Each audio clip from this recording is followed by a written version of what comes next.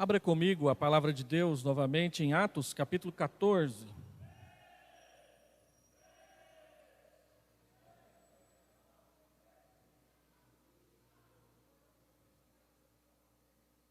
Atos 14.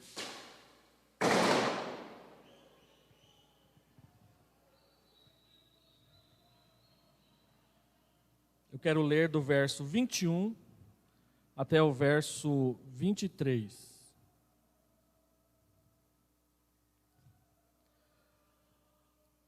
Atos capítulo 14, verso 21 a verso 23. Sobrevieram, porém, alguns judeus de Antioquia e Icônio, e instigando as multidões e apedrejando a Paulo, arrastaram-no para fora da cidade, dando por morto. Verso 20. Rodeando, porém, os discípulos, levantou-se e entrou na cidade. No dia seguinte partiu com Barnabé para Derbe. Então o verso da nossa meditação: e tendo anunciado o evangelho naquela cidade, feito muitos discípulos, voltaram para Listra e Icônio e Antioquia, fortalecendo a alma dos discípulos, exortando-os a permanecer firmes na fé e mostrando que através de muitas tribulações nos importa entrar no reino de Deus, e promovendo-lhes em cada igreja a eleição de presbíteros. Depois de orar com jejuns, os encomendaram ao Senhor, em quem haviam crido. Oremos. Pai, nós estamos na assembleia da igreja e também em culto diante do Senhor, e pedimos que o Teu Espírito nos instrua pela Tua palavra, colocando no nosso coração sementes que vão crescer, florescer e frutificar para a glória do Teu nome. Oramos em nome de Jesus. Amém. Uma pergunta que é justa levantarmos de vez em quando na vida da igreja é: por que as igrejas precisam de presbíteros? Por que as igrejas precisam de diáconos? Nós não cremos no sacerdócio universal de todos os crentes, cada crente não é sacerdote na presença de Deus para interceder por seu irmão, para aconselhar o seu irmão, para ensinar, instruir o seu irmão, e do outro também receber instrução. E a resposta muito simples e muito clara da palavra de Deus é que nós precisamos de presbíteros e diáconos primeiro e acima de tudo, porque esta é a instituição de Deus para a sua igreja. Ele instituiu que na igreja devem haver presbíteros, não só um, mas vários, e diáconos, não apenas um, mas vários, para conduzir a igreja no caminho e no temor do Senhor. Essa é uma pergunta justa, e esse texto que nós acabamos de ler, ele complementa essa resposta fundamental que eu acabei de trazer à igreja, mostrando de forma muito prática e por quais razões práticas a igreja precisa ter presbíteros, e também, embora não é dito nesse texto, mas em outros isso é dito, também diáconos para o governo da igreja. Nós cremos que o governo da igreja é composto por presbíteros e diáconos, e que a igreja tem uma liderança qualificada. E um dos textos fundamentais para ensinarmos isso, da forma como o presbiterianismo ensina, é exatamente Atos capítulo 14, o verso 21, 22, 23, aqui diante dos nossos olhos. Esse texto fala para nós a respeito da razão e das finalidades da organização de uma igreja. E ela mostra, ao falar sobre isso, por quê, qual o motivo, qual a razão, qual a necessidade da igreja precisar ter presbíteros e pastores. O contexto aqui é o final da primeira viagem missionária de Paulo e Barnabé. Os irmãos que já leram o livro de Atos lembram-se que a pregação do evangelho, o trabalho missionário sempre foi feito com oposição e por meio de muita tribulação, mas apesar disso, e mesmo levando isso em conta, Paulo, Barnabé, a equipe missionária que se formou em torno dos dois, plantaram inúmeras igrejas na Ásia Menor, ali por volta de 25 a 30 anos depois da morte, da ressurreição de Jesus, e a igreja se espalhou por todo o mundo depois disso. E o relato da primeira viagem missionária ele é muito importante porque ele se torna um paradigma, um modelo para nós. Desde as explicações do capítulo 13, falando como que foi que o Espírito Santo separou Paulo e Barnabé, e como que a igreja os enviou para a pregação do Evangelho, até o final, quando o texto de Atos, por meio de Lucas, no livro de Atos, nos diz como eles voltaram e como a igreja os recebeu de volta depois de um tempo pregando o Evangelho.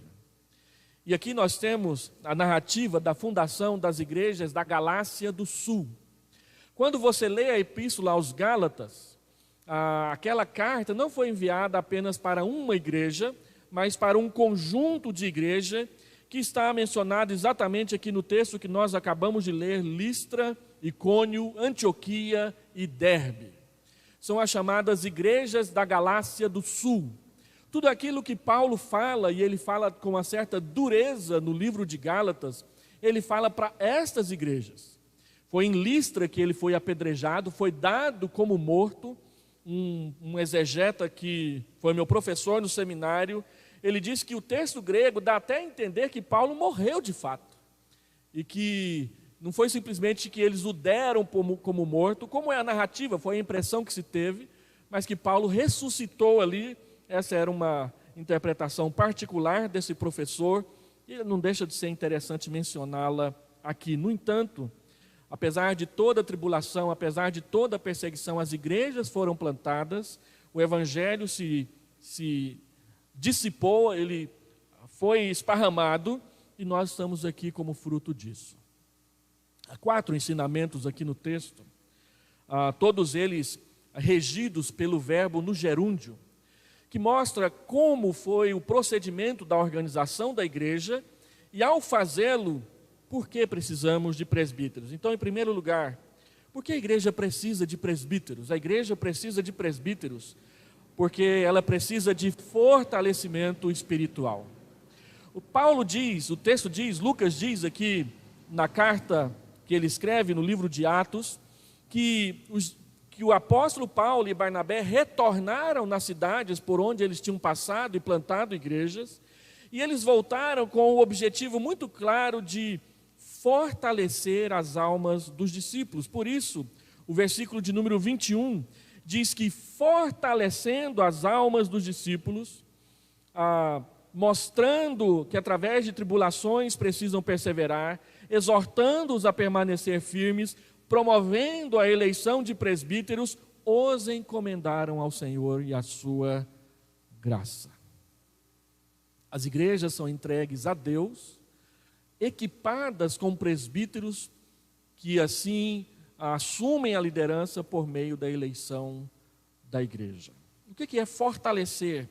Fortalecer é tornar mais forte, tornar mais firme, e na linguagem do discipulado, confirmar na fé. Nós temos presbíteros e precisamos deles, porque muitas vezes as nossas almas se enfraquecem na caminhada cristã.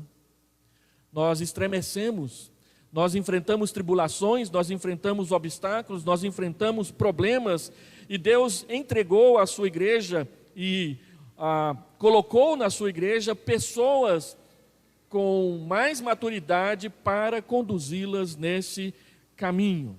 Como ou com o que os presbíteros podem e devem fortalecer a igreja? Com a palavra. É com o ensino, com o exemplo, com a conduta que eles faziam isso. Por quê? Primeiro, porque a palavra alcança e se abriga na alma das pessoas. O texto é muito claro em dizer que eles fortaleciam as almas, o interior, o caráter, o mais profundo das pessoas. E a palavra, em segundo lugar, ela forma verdadeiros discípulos. Aqueles que se tornam discípulos de Cristo, quando ouvem a palavra, são por ela fortalecidos na fé, e Deus dá à igreja presbíteros, que são pastores, para que eles pratiquem isso, fortalecendo a igreja por meio do ensinamento e do discipulado correto de acordo com as Escrituras, porque o objetivo é fortalecer os discípulos, aqueles que já seguem ao Senhor Jesus. Segundo, O texto diz que a igreja precisa de presbíteros, porque a igreja precisa permanecer firme na fé. Então, o texto diz que Paulo e Barnabé exortavam aquelas igrejas a permanecerem firmes na fé. O trabalho apostólico, o trabalho missionário, o trabalho pastoral, ele visa estimular, animar, fortalecer o desejo e a índole dos cristãos a perseverarem, a ficarem firmes na fé. Por que que os presbíteros devem fortalecer a igreja? Ou para que os presbíteros devem fortalecer a igreja? Para que a igreja fique firme na fé. No caminho e na caminhada, muitas vezes aparecem distrações, aparecem oposições, aparecem motivos que fazem com que nós possamos vir a andar mais devagar, ou até mesmo parar de andar, em alguns casos até retroceder. E a igreja, ela é equipada com presbíteros, com diáconos, com liderança, para ajudar os irmãos a não desistirem e de cansados pararem pelo caminho. Calvino, nas Institutas, no livro 3, ele diz que a igreja é como uma estrada na qual caminhamos. Alguns seguem mais à frente e outros seguem mais atrás.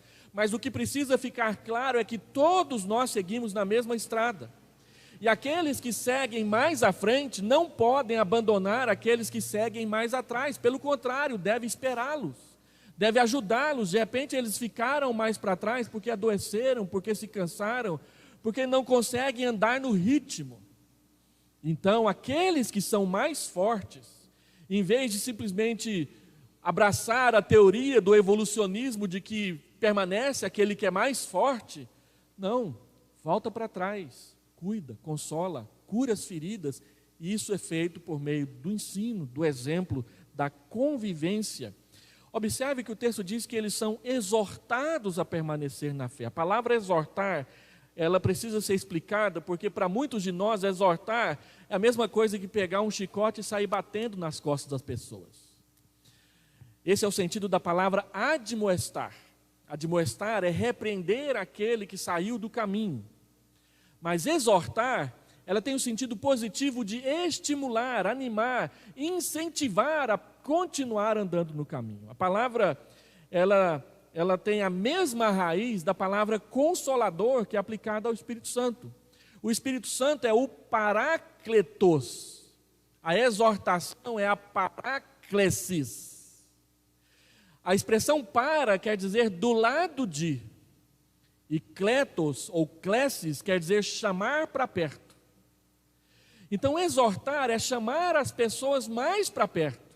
Não é afugentá-las da igreja com palavras duras, trovões e relâmpagos e ameaças e maldições. Mas é trazê-las para perto com incentivo. Qual o incentivo? O incentivo da palavra. E o incentivo do que realmente significa andar pela fé. Porque eles são exortados, eles são estimulados a permanecer firmes na fé. E essa tarefa de exortar, de animar, de estimular os membros da igreja é uma tarefa que Deus colocou nas mãos dos presbíteros. Eles precisam enxergar, eles precisam ver, e ao fazê-lo, pastorear a igreja, estimulando positivamente a que todos fiquem firmes, não abandonem a sua fé. Terceiro, o texto diz que eles também devem dar um banho de realidade na igreja, sempre que a igreja deixar de perceber que o mundo é real. Então, o texto diz, em terceiro lugar, que Paulo e Barnabé mostrava àquela igreja, ou aquelas igrejas, que através de muitas tribulações nos importa entrar no reino dos céus. Mostrar, mostrando, mostrar continuamente. Às vezes nós ficamos tão empolgados com a fé que tiramos os pés do chão. Lembra de Pedro, João e Tiago, quando Jesus foi transfigurado diante dos olhos deles ali no Monte Tabor? Então Pedro disse: Senhor, tão bom que o Senhor está aqui, olha Moisés, olha Elias, que maravilha, né? Gente do Antigo Testamento aqui com a gente. Vamos fazer 3 tendas, uma para o Senhor, uma para Moisés, outra para Elias. vamos fazer com que eles permaneçam por aqui, está tão bom aqui nesse monte. E aí, todo mundo some diante dos olhos deles, eles descem do monte, e a primeira coisa que eles enfrentam quando descem do monte, quem já leu vai se lembrar, tem que enfrentar um endemoniado que ninguém conseguia expulsar o demônio dele. Olha que banho de realidade. Presbíteros existem e a igreja precisa deles para que a igreja não se perca achando que o cristianismo é um mar de rosas, que tudo é maravilhoso, que depois que eu me converti, a terra em céu se tornou. E é uma beleza estar na igreja. E é bom mesmo, gente. Quando está tudo bom na igreja, é uma beleza. Mas os presbíteros devem sempre, com prudência e sensatez, mostrar para a igreja que existem dias de muita bênção, mas haverão dias de muita tribulação. E nós precisamos viver as duas experiências juntos. Porque o comum é quando tudo está bem, a igreja lota. Mas quando vem uma tribulação, vem uma provação, as pessoas se afastam e começam a arrumar N defeitos para não comparecer. E é nessas horas que os presbíteros precisam estar firmes para poder ajudar os demais a perseverar na sua fé. E eles o fazem, mostrando para a igreja que o mundo é real. A gente olha para o nosso tempo e fala assim, vamos pintar, vamos colocar janela aqui, vamos colocar aquilo lá. Se a gente pudesse colocar aqui um tótem maravilhoso, todo mundo ia ver a igreja. Aí a gente olha para a conta bancária. Vai ficar para o ano que vem. E se os presbíteros não enxergarem isso, eles quebram a igreja. Eles têm que enxergar. Algumas pessoas chegam para mim e falam assim, eu não gosto do tesoureiro da igreja. Tudo que a gente pede, eles não.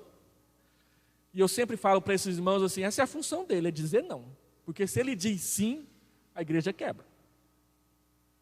Tinha um presbítero que era o tesoureiro da igreja, toda vez que a gente precisava de dinheiro para pagar uma coisa, ele diz, pastor, a igreja tem dinheiro não, mas dá para pagar. A igreja tem dinheiro não, mas dá para pagar. E assim a gente fazia tudo que precisava na igreja.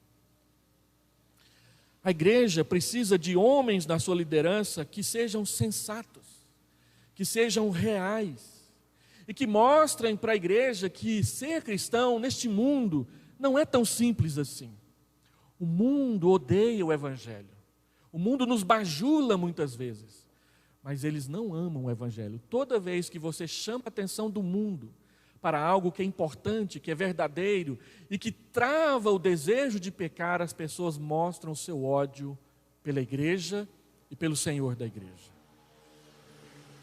Basta assistir esses programas de talk show da televisão, a maioria deles são pessoas que não creem em Jesus e brincam, fazem piadas com Jesus nas épocas de festa na igreja. A National Geographic, todo ano, todo santo ano, no Natal e na Páscoa, diz que desenterrou um manuscrito de um evangelho que diz que Jesus era Deus, coisíssima nenhuma. Todo ano, haja coisa enterrada neste mundo. E a gente nem percebe. Assim, os presbíteros mostram para a igreja que com muitas tribulações importa a nós entrarmos no reino dos céus. Agora observem, os presbíteros devem mostrar a realidade para a igreja, mas os presbíteros devem mostrar a realidade para a igreja e o que está além. Através de muitas tribulações, entraremos no reino. Os presbíteros são aqueles que vão mostrar que há dificuldade, mas ainda que o caminho seja apertado, ele é seguro. Quem já leu o Peregrino sabe que o evangelista e o anjo falam para o peregrino, olha, você tem que ir nessa estrada, não saia dela. Todas as vezes que o peregrino saiu da estrada, ele teve problemas. Mas todas as vezes que ele andou na estrada, ele chegou aonde a instrução diria que ele iria chegar. O caminho é estreito, mas ele é seguro, porque quem nos conduz é o Senhor. Ainda que eu ande pelo vale da sombra da morte, não temerei mal nenhum, porque tu estás comigo. E são os presbíteros que têm a tarefa de mostrar isso para a igreja. Olha, a coisa é dura, é difícil, mas a gente vai chegar lá. Nós vamos entrar no reino dos céus. E por último, então, o texto diz que Paulo e Barnabé promoveram naquelas igrejas a eleição de presbíteros e por meio de oração com jejuns os encomendaram ao Senhor. E esse texto, essa declaração aqui do versículo de número 23, ela é importantíssima para nós presbiterianos, porque ela é uma declaração explícita de que a liderança da igreja, ela assume o seu papel por meio do voto da igreja. Então, eu comparei alguns comentários de comentaristas não presbiterianos a respeito dessa palavra que aparece aqui, promovendo a eleição. A palavra no texto original é uma palavra só. E ela pode significar indicar, ou ela pode significar eleger. Aqueles que são episcopais, que acham que o governo da igreja ele vem de cima para baixo, o bispo nomeia, o papa nomeia o arcebispo, que nomeia o bispo e que vai nomeando todo mundo, gostam de dizer que a palavra significa indicar, mas ela é a mesma palavra que aparece em 2 Coríntios, quando a Bíblia diz que Lucas foi indicado pela igreja para ir juntamente com Paulo para levar a oferta para os pobres de Jerusalém. E todas as Bíblias traduzem 2 Coríntios, capítulo 8, se eu não me engano, por eleição. Então, como é comum na hermenêutica bíblica nós interpretarmos uma palavra por um sentido parecido com aquele em que ela aparece em outro lugar na Bíblia, então aqui em Atos a palavra também tem que significar eleição e não indicação. Mas o que significa essa palavra ao pé da letra? Ela significa simplesmente ficar de pé e estender a mão.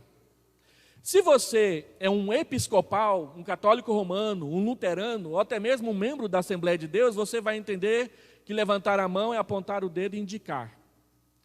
E aí é o pastor que indica. Esse vai ser presbítero, aquele vai ser presbítero, aquele vai ser presbítero.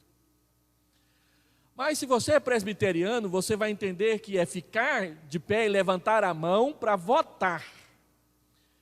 Eu voto nesse. E é muito claro que o sentido é votar, porque quem vota não é Paulo e Barnabé, mas quem vota é a igreja. Então, os nomes dos candidatos são apresentados e cada um levanta e aponta o dedo. Eu quero esse. Não era voto secreto, não. Era na frente de todo mundo. E eu fiquei impressionado que um autor anglicano, que é episcopal, ele diz, não dá para brigar com o texto. Um homem chamado Adam A. Barnes, ele diz, a palavra significa claramente eleger e não apontar por indicação. Eu vou publicar o comentário lá no nosso grupo, no informativo, para que os irmãos possam ler. Por causa da Assembleia, não quero gastar mais tempo nisso, mas a ideia é essa. E a palavra promover a eleição é levar a igreja a votar. E não é Paulo e Barnabé quem votam. Eles promovem a eleição, de modo que a tradução da palavra está correta quando diz que o que foi feito foi uma eleição e não uma indicação de cima para baixo daqueles que fundaram e plantaram as igrejas. Daí, nós presbiterianos cremos que a liderança da igreja ela é instituída sobre a igreja pelo voto da própria igreja. Esse é o cerne do presbiterianismo. De que os líderes da igreja, eles não são instituídos por alguém de fora, mas eles são eleitos dentre os próprios irmãos por meio do voto numa assembleia. Como aconteceu em Atos 6, na eleição dos diáconos. Os apóstolos disseram, separem lá os nomes de 7 pessoas. e apresentem para nós. E o texto de Atos, capítulo 6, diz que eles elegeram e apresentaram o resultado da eleição para os apóstolos. Então os apóstolos os ordenaram com a imposição de mão e os investiram com a autoridade de diáconos na vida da igreja. A mesma coisa acontece aqui em Atos. Mas acontece algumas coisas mais. Quando a igreja se reúne para votar, ela jejua e ora. Calvino diz que a eleição de presbíteros e também de diáconos na igreja é algo tão sério que a igreja jejuava para se submeter melhor à palavra de Deus. E segundo, quando eles são eleitos, eles são imediatamente encomendados ao Senhor. E essa palavra é importante aqui porque é a mesma palavra que aparece em Atos 13, quando diz que a igreja impôs as mãos sobre Paulo e Barnabé e os encomendou à graça de Deus. A igreja encomenda aqueles que envia para as missões, mas encomenda também aqueles que são colocados por meio da eleição sobre ela para liderá-la. Mas o que é encomendar? Encomendar é entregar à direção de Deus. Entregar para que Deus abençoe e Deus conduza. E é isso que nós queremos fazer nessa noite na presença do Senhor. Quando eles terminaram de fazer tudo isso, voltaram para Jerusalém. E, aliás, voltaram para Antioquia. E chegando em Antioquia, a igreja foi reunida outra vez, e eles prestaram um relatório de tudo o que fizeram, mostrando que no trabalho da igreja deve haver transparência e deve haver prestação de contas. Quando nós falamos de transparência na igreja, quando nós falamos de prestação de conta, não estamos falando de nada que não é dito nas Escrituras. Eles prestaram conta onde foram, o que fizeram e por que voltaram. E a palavra diz que a igreja se alegrou com o que ouviu deles. E assim, ali foram recomendados novamente ao Evangelho, do mesmo jeito que saíram, voltaram. Recomendados ao Evangelho de novo. Relataram perante a igreja o que Deus tinha feito, como Deus abriu a porta aos gentios, e ficaram ali refazendo as suas forças, até que depois de um tempo, isso já lá no final do capítulo 15, depois da controvérsia da circuncisão, eles resolvem visitar as igrejas novamente e plantar outras. É assim o trabalho missionário da igreja. Nós enviamos, eles vão, eles trabalham, eles voltam, eles prestam contas, refazem as forças, juntamos mais dinheiro e enviamos mais para longe, mais para frente, para fazer mais. Por que a igreja de Vila Nova está plantada aqui? Ela está plantada aqui para que ela plante mais igrejas mais adiante. E por que essa igreja precisa de presbíteros? Ela precisa de presbíteros porque ela precisa perseverar na fé. Ela precisa de presbíteros porque ela precisa permanecer na fé. Ela precisa de presbíteros porque ela precisa fazer tudo isso sem tirar os pés do chão. E ela precisa renovar a sua liderança para ir mais longe, pregar o Evangelho para mais pessoas. Então, 3 aplicações para você levar para casa e orar antes de dormir essa noite. Primeira, Atos 14 atesta a veracidade e a importância das eleições eclesiásticas. Quando nós convocamos a igreja para uma assembleia, nós não estamos fazendo nada que não esteja na Escritura. Por isso, cada irmão fez um compromisso de estar na assembleia quando ela for convocada. Por isso, não marque viagens para dias como hoje. Não marque passeios para longe em dias como hoje. Hoje é um dia que Deus te convocou para, por meio do seu voto, expressar através de você a sua vontade. Se você escolhe estar em outro lugar, é com Deus que você vai ter que resolver a situação. Atos 14, em segundo lugar, atesta a finalidade pastoral tripla ou quádrupla dos presbíteros que são eleitos: animar a igreja, fortalecer a alma da igreja, manter a igreja com os pés no chão e renovar a sua liderança sempre que for necessário. E por último, Atos 14 atesta a importância dos relatórios missionários e a sua transparência perante a igreja. Tudo o que fazemos, fazemos perante Deus e para a glória de Deus, e a igreja participa disso quando ela ouve o resultado daquilo que, em nome de Jesus, ela investiu. Deixa eu terminar contando uma história ali da primeira igreja. Outro dia eu pedi desculpas ao conselho, porque tem horas que eu conto tantas experiências lá da primeira igreja, que de repente os irmãos vão começar a pensar que eu quero voltar para lá. Não é bem assim não. Mas a primeira igreja, em 1987, recebeu um missionário recém-formado no seminário de Recife, que queria ir plantar uma igreja em Gana, na África, numa tribo chamada Kokomba. Era o reverendo Ronaldo Lidório, tinha acabado de sair do seminário. Então ele apresentou o projeto dele de pregar o evangelho entre os Kokombas, e o conselho missionário da primeira igreja, que só tinha um ano que tinha sido formado, adotou o reverendo Ronaldo Lidório como seu segundo missionário e investiu nele. E tem investido nele desde 1987. Quando eu estava na primeira igreja, o reverendo Ronaldo trouxe ao Brasil 2 pastores concombas de Gana, da vila onde ele tinha ficado hospedado, filho do primeiro convertido, o Mebá, ao evangelho em Gana. E ele então organizou um tour pelo Brasil.